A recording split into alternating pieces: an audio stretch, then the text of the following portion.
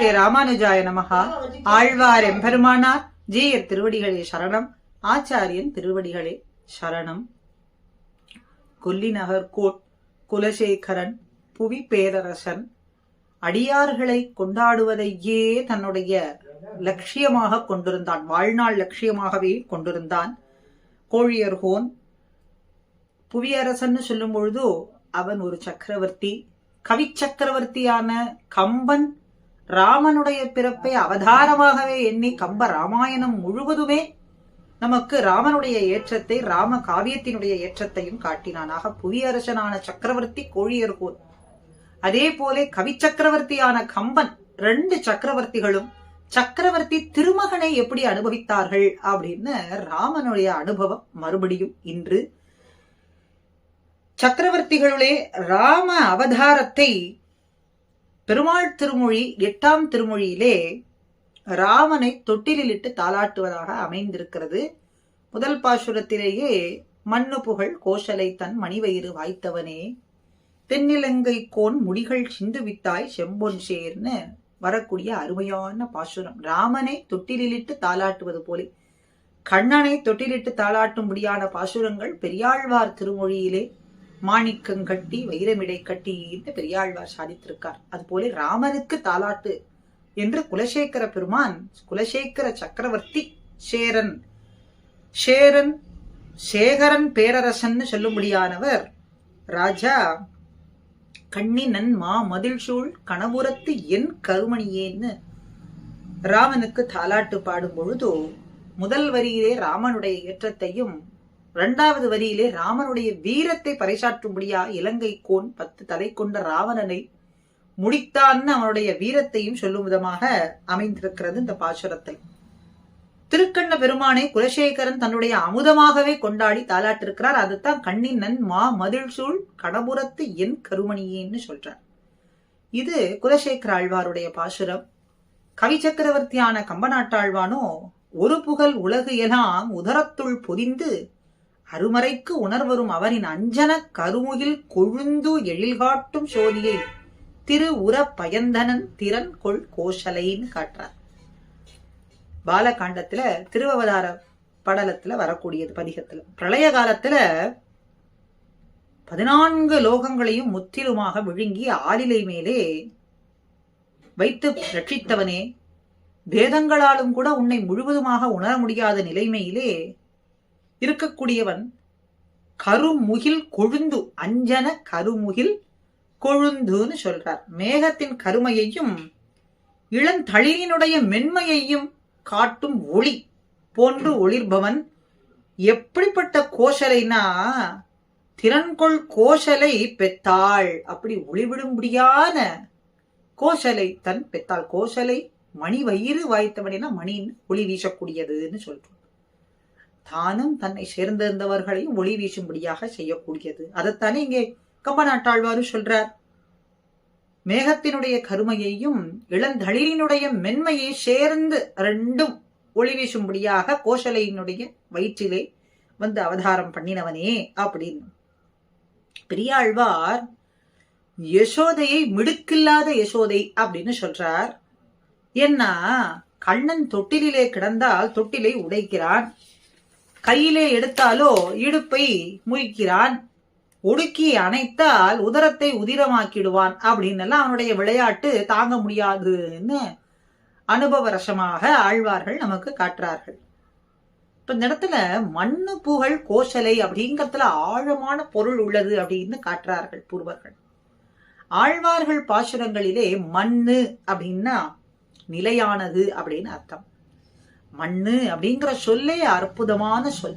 மண்ணு, மண்ணு புகழ் கோஷலை. அது போல மண்ணுனா நிலையான புகழ், அற்புதமானது. எங்கெங்கெல்லாம் வருதுன்னா மண்ணு வடமதுரை மைந்தன், பூமண்ணு மாது, பாமண்ணு மாறன், பல்கலையோர் தாம், மன்னவந்தை ராமானுசம், நாம் மன்னி வாழ அப்படின்னு இந்த இடத்துல மண்ணு மண்ணுன்னு வருகின்றது. இந்த மண்ணுங்கிறதே நிலையானது, அற்புதமானதுன்னு சொல்றார். அதே போல கம்பனும் 3 பாடல்கள்ல திருவவதாரத்தை பத்தி சொல்றாராம். மண்மகள் மலர்மகள் மகிழ்ந்திட திருநாளாகிய புனர்பூசம் ஓங்கிட சித்தர்கள், முனிவர்கள், விண்ணோர்கள், நித்தியசூரிகள் மட்டுமல்ல தர்ம தேவதையும் மகிழ்ந்ததாம் அப்படின்னு காட்டுறார். விஸ்வாமித்திரனுடைய வேள்விக்காக ராம லக்ஷ்மணர்களை தசரதரிடத்திலே கேட்டுப்பித்து விஸ்வாமித்திரர் அழைத்து செல்றார். அப்படி அழைத்து செல்லும் பொழுது ஒரு இரவு, முதல் இரவு, முதல்வனான முதல்வனோடு விஸ்வாமித்திரர் கழித்ததான முதல் இரவு அதுதான். அப்ப இரவு வேளை முடிந்து விடியற் காலை வேளை ராமனை எழுப்ப வேண்டுமே அப்படின்னா பூர்வா சந்தியா பிரவர்த்ததேன கணையிருள் எல்லாம் அகன்றது. மெல்ல ராமனையும் லக்ஷ்மணனையும் எழுப்ப வேண்டுமே, பரம்பொருளானதே எப்படி எழுப்புவது அப்படின்னு யோசிக்கும் பொழுது மன்னு புகழ் கோசலை மணிவயிறு அப்படிங்கிறது அவனுக்கு தோன்ற கௌசல்யா சுப்ரஜா ராமா அப்படின்னு கோசலையினுடைய குல மகனே அப்படின்னு எழுப்புறார்.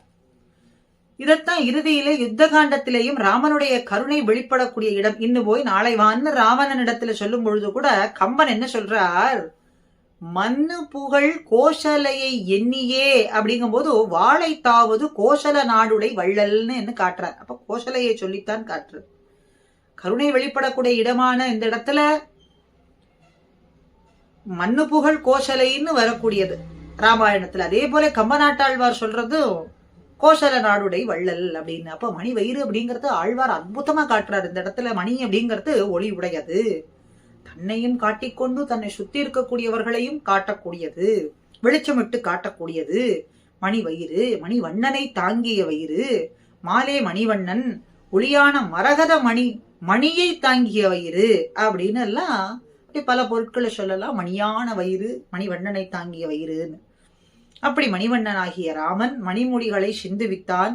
கண்ணபுரத்தின் கருமணியாகிய எம்பெருமான், கருமணி அப்படிங்கிறதுனால அர்ச்சையிலே எழுந்தருளி இருக்கக்கூடிய கருமணி இந்த இடத்துல சொல்லப்படுறது. அப்படி கருமணியான ராமன்,